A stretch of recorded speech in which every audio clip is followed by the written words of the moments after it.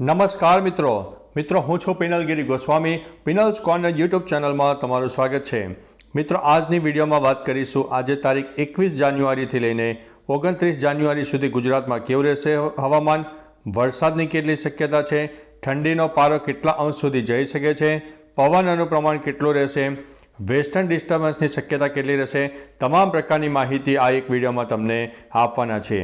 મિત્રો શરૂઆત કરીએ તો તારીખ પ્રમાણે ઉત્તર ભારતથી આપણે શરૂઆત કરવા માટે જઈ રહ્યા છે, જેમાં તમે અત્યારે જોઈ શકો છો કે એક સામાન્ય વેસ્ટર્ન ડિસ્ટર્બન્સ સક્રિય છે, જેના લીધે થઈને બરફવર્ષા અને વરસાદ ઉત્તર ભારતના કોઈ વિસ્તારમાં હજુ પણ થઈ શકે છે। એક પછી એક વેસ્ટર્ન ડિસ્ટર્બન્સોની હારમાળા જોવા મળશે, એટલે હજુ પણ વેસ્ટર્ન ડિસ્ટર્બન્સની શક્યતા રહેલી છે।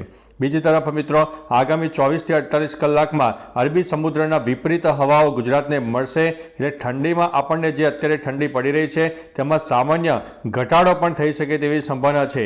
કારણ કે આપણે જ્યારે સમજીએ છીએ કે ઉત્તર તરફ જ્યારે બરફવર્ષા થતી હોય ત્યારે ઉત્તર તરફના બર્ફીલા પવનો જો ગુજરાત અને રાજસ્થાનને મળે તો ઠંડીમાં નોંધપાત્ર વધારો થતો હોય છે, પરંતુ અરબી સમુદ્રની જે હવાઓ મળી રહી છે, જે ઠંડી હવા નથી, જે બર્ફીલી હવાઓ નથી, તેના લીધે થઈને સામાન્ય ઠંડીમાં આપણને એક ન્યૂનતમ તાપમાનમાં ફેરફાર જોવા મળે અને સામાન્ય ગરમીનો અહેસાસ પણ થઈ શકે છે, જેમાં રાજસ્થાન હોય, ગુજરાત અને મહારાષ્ટ્રના અનેક ભાગોમાં સામાન્ય ગરમીનો અહેસાસ પણ થશે, પરંતુ ન્યૂનતમ તાપમાનમાં એટલો બધો ઝાઝો પણ ફેરફાર થવાની શક્યતા ઓછી છે।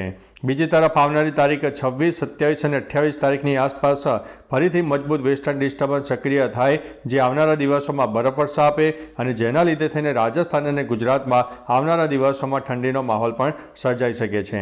ઉપરાંત બંગાળની ખાડીમાં આવનારા દિવસોમાં સાયક્લોનિક સિસ્ટમ સર્જાશે, જેના ભાગરૂપે થઈને પૂર્વ ભારત અને દક્ષિણ ભારતના અમુક વિસ્તારોમાં હળવા મધ્યમ વરસાદની પણ શક્યતા રહેલી છે, પરંતુ આ સિસ્ટમને લીધે ગુજરાતમાં વરસાદની કોઈ શક્યતા નથી। ગુજરાતમાં વાતાવરણમાં પલટો પણ નહીં આવે।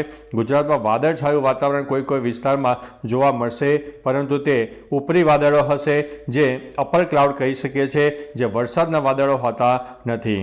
પવનની વાત કરીએ તો ગુજરાતમાં એવરેજ પવનનું પ્રમાણ 5 થી લઈને 15 કિલોમીટર પ્રતિ કલાકની ઝડપે ફૂંકાઈ શકે છે, એટલે એક મધ્યમ સ્તરનો પવન પણ જોવા મળનારો છે। અને તારીખ 30 જાન્યુઆરીની આસપાસ ફરીથી એક મજબૂત WD તૈયાર થાય, જે અનેક વિસ્તારોમાં બરફવર્ષા આપી શકે તેવી શક્યતા છે। ન્યૂનતમ તાપમાન -5 ડિગ્રી સુધી જઈ શકે તેવી શક્યતા છે, જે ઉત્તર ભારતમાં જોવા મળનારું છે। એટલે એકંદરે ગુજરાત હોય, રાજસ્થાન હોય, મહારાષ્ટ્ર સહિત અનેક વિસ્તારો આવનારા દિવસોમાં શુષ્ક રહેશે, જેમાં ઠંડીમાં થોડું પ્લસ માઇનસ થઈ શકે છે, પરંતુ 2-3 ડિગ્રીનો તફાવત આપણને સામાન્ય રીતે જોવા મળી શકે છે। અને આવનારા દિવસોમાં અરબી સમુદ્ર અને બંગાળની ખાડીઓ પણ એક્ટિવ થશે, જેમાં સાયક્લોનિક સિસ્ટમોની શરૂઆત થશે, જે લો પ્રેશરમાં પણ તબદીલ થાય તેવી શક્યતાઓ આપણને ફેબ્રુઆરી મહિનામાં દેખાઈ રહી છે।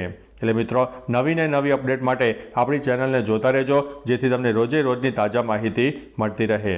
તો ચાલો મિત્રો ફરીથી હવામાનની નવી માહિતી લઈને મળતા રહીશો, ત્યાં સુધી અમને રજા આપશો। નમસ્તે।